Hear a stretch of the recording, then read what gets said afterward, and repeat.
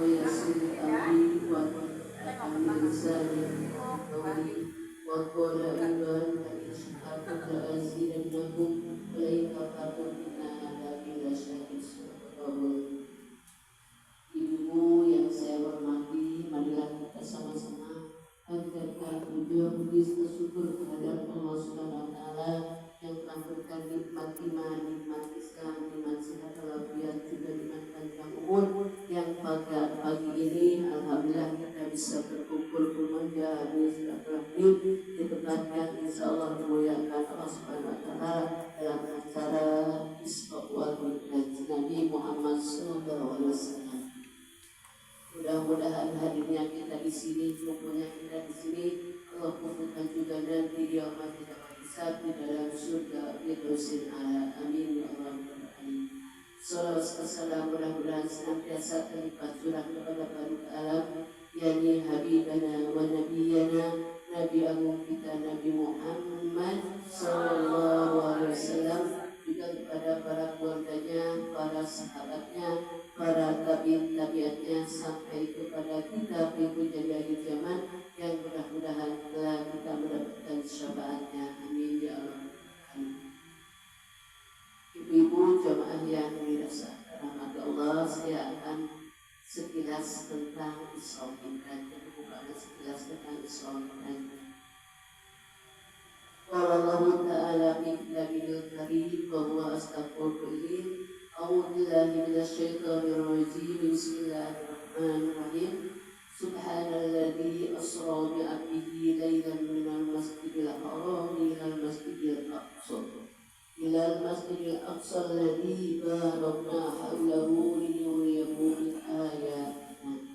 Innahu huwas samiul basir. Sallallahu alaihi. Tentang Isra Mi'raj, ketika pada tahun terjadinya Isra Mi'raj, pada waktu itu Nabi Muhammad sedang dilanda dengan kesedihan. Kenapa kesedihan? Pada waktu itu, tahun itu pamannya wafat. Paman Nabi Muhammad siapa bu? Abu Thalib, ya, yang paling sayang kepada Nabi Muhammad SAW. Sedangkan sedih pada waktu itu, tidak menemui kesedihan yang paling sedih kecuali pada tahun itu. Kemudian sudahlah sedih ditinggal oleh pamannya, ditinggal pula oleh istrinya, yaitu Siti Khadijah, wafat pada tahun yang sama dengan Abu Thalib. Nah, kemudian sedang sedih-sedihnya para pembesar Mekah sedang berkumpul di lingkungan Mekah pada waktu itu.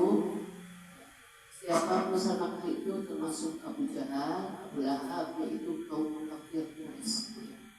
Pada waktu itu berkumpul di Mekah, di lingkungan Ka'bah, kemudian mengutus seorang pemuda memanggil Nabi Muhammad SAW. Kemudian Nabi Muhammad hatinya sedang sedih itu senang, ya, karena dipanggil oleh pembesar Mekah. Kalau seperti kita dipanggil oleh pimpinan, belum tahu maksud tujuan pimpinan kepada kita merasa jadi gembira. Karena seorang pimpinan, ya, seorang pembesar pada waktu itu, Nabi Muhammad senang, merasa dirinya akan diterima dakwahnya. Kemudian Nabi Muhammad pergilah mengikuti pemuda itu untuk menemui para pembesar Mekah. Namun ketika nyampe di tempat mereka, Nabi Muhammad merasa senang awalnya, tapi bukan untuk kita untuk dihormati atau untuk diikuti dakwahnya, tetapi malah diejek oleh para pembesar Mekah. Singkat cerita aja ya Bu, ya. Pada waktu itu diejek dan ditekan Nabi Muhammad. Kata pembesar Mekah, wahai Muhammad, untuk apa kamu dakwah? Untuk apa kamu capek-capek dakwah? Kalau memangnya kamu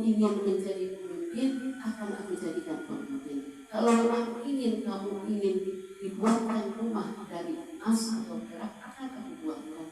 Nabi Muhammad pada waktu belum menjawab, sudah menjawab, tapi terus ditekan lagi. Kalau memangnya Tuhanmu Allah itu adalah kekasih Allah, coba alirkan air pada tempat yang sedang kekeringan, yang tempatnya subur. Tuhan juga menjawab pada waktu itu Nabi Muhammad, sudah diberikan lagi tekanan. Kalau memang benar Tuhan Allah adalah Tuhanku dan kiamat itu akan datang, coba jangan nanti nunggu kiamat. Coba aku mau turunkan kitab dari atas tentang Allah dan tentang kemuliaan. Low battery, please charge. Dan ngapain nunggu lama-lama, sekarang aja. Kalau memangnya kiamat akan datang, sekarang aja, ngapain nunggu terjadi. Pada waktu itu tadinya Nabi Muhammad senang, tetapi dengan keadaan seperti itu, maka Nabi Muhammad lebih sedih lagi. Kemudian kata Allah, yaitu Allah berfirman, Subhanalladzi asra bi 'abdihi lailan minal masjidil haram ila masjidil aqsa alladzi barakna. Wahai Muhammad, jangan kau kecil hati. Mereka itu orang-orang yang kecil, bukan orang-orang yang besar. Akan aku tunjukkan kebesaranku di sekelilingnya. Kemudian pada waktu itu Nabi Muhammad didatangi oleh malaikat Jibril, rumahnya masuknya ke atapnya. Ada yang bilang lewat pintu, ketok-ketok Muhammad, ada memang lewat atapnya. Pada waktu itu dibelek dulu, dibelek bahasa Jawa, belah dadanya.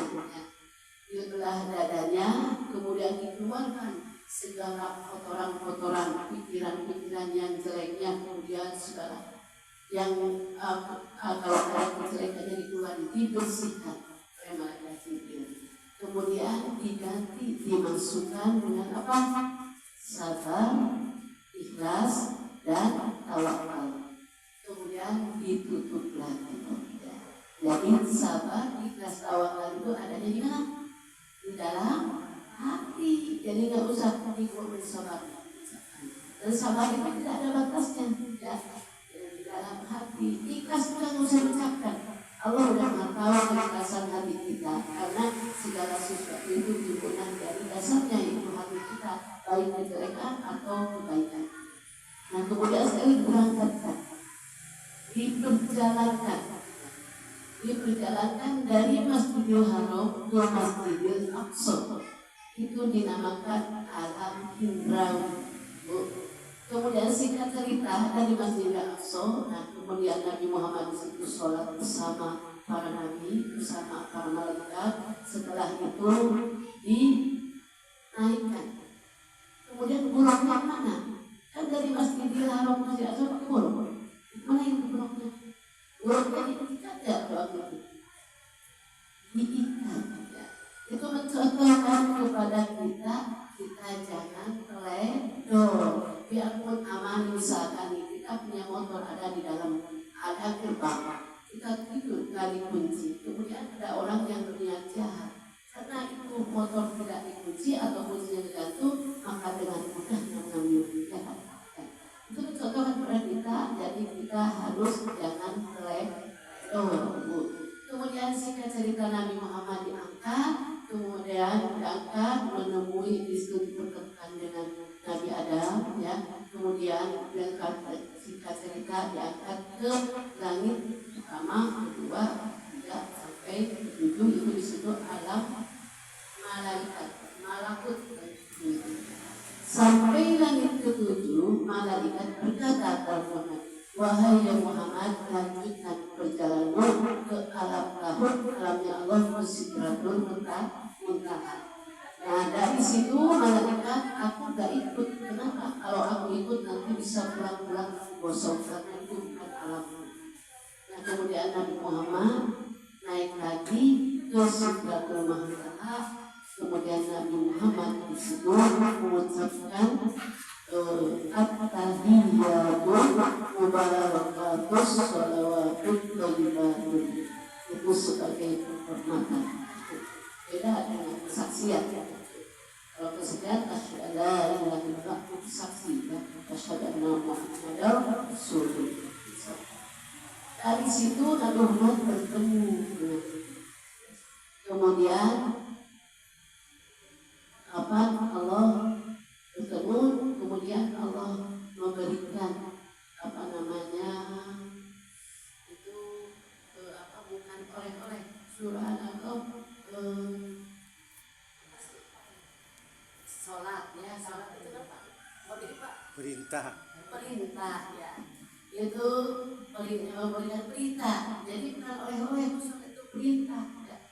Kemudian kata Nabi Muhammad, mau turun, perintah apa yang harus dibawa untuk diberikan kepada umat? Perintahnya itu perintah sholat. Turun Nabi Muhammad bertemu dengan beberapa nabi, kemudian di situ Nabi Muhammad, wahai kamu umatku, tidak akan kuat dengan perintah sholat 50 waktu. Naik lagi lah kamu menawar, ya. Jangan sampai situ, gak akan kuat, ya. Kemudian terus Nabi Muhammad setiap kali naik kita nawar kepada Allah itu 5 waktu sampai akhirnya dapat menjadi 5 waktu. Jadi dari 50 menjadi 5 waktu, ya. Kemudian selama turun itu, ya, Nabi Muhammad itu bertemu dengan orang nabi yang diperlihatkan ada orang yang sedang kail lehernya, tenggorokannya sudah ke kanan putus lagi, kemudian nyambung lagi ke kiri, putus lagi, nyambung lagi. Nabi Muhammad bertanya kepada malaikat Jibril, wahai Jibril, itu orang apa?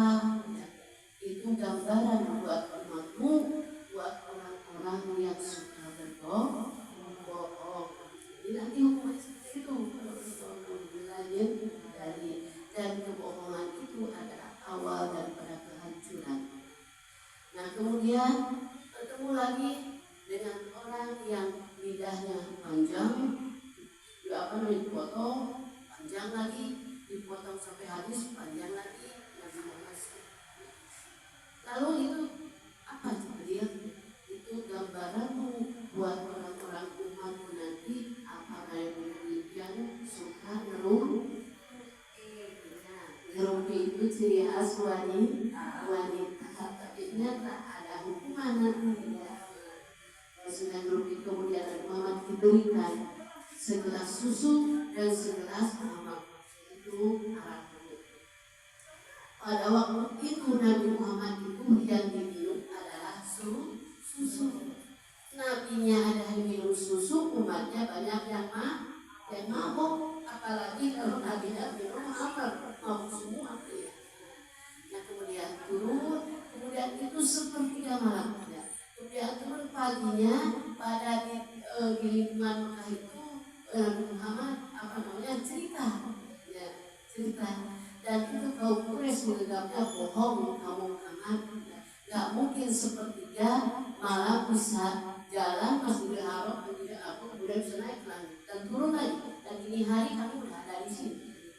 Itu pakai sihir, musuh kalau tidak percaya. Nah, kemudian itu kalau kita mempercayainya dengan akal. Kalau kita tidak mungkin itu terjadi, tapi kita yakin dengan keimanan kita, iman goriji kita, iman kepada Allah SWT, iman kepada kejadian yang Allah jadikan pada waktu itu.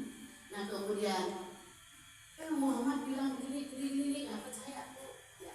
Kata seseorang itu, kalau nggak percaya tanya kepada Abu Bakar, karena Abu Bakar adalah sahabatnya. Nah, kemudian menanyakan seorang kepada Abu Bakar, wahai Abu Bakar, semalam katanya memang yang terjadi. Kata siapa yang berkata? Kata Abu Bakar, Muhammad. Kalau memang yang Muhammad yang berkata, itu adalah benar. Tidak bisa berkata apa-apa. Kamu Quraisy pada waktu itu. Disitulah keimanan kita.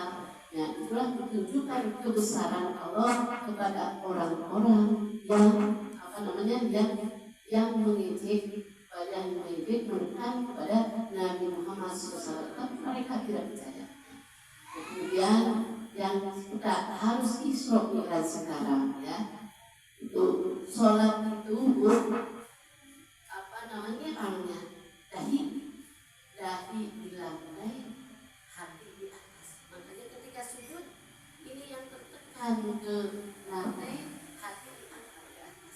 Jadi kalau sholat itu dengan hati, pikiran tunda dulu ya. Jadi hati lebih tinggi daripada fikir. Kalau kita pikir lebih tinggi daripada hati. Begitu Allahu Akbar jadi Allahu Akbar secara ingat. Itu saja ibu-ibu yang saya sampaikan. Mudah-mudahan riwayat ini bermanfaat, khususnya untuk nasihat saya sendiri. Kemudian ambil baiknya apabila ada saya kalau ada saya sekarang buat saja atau ambil saja. Billahi taufiq wal hidayah. Assalamualaikum warahmatullahi wabarakatuh.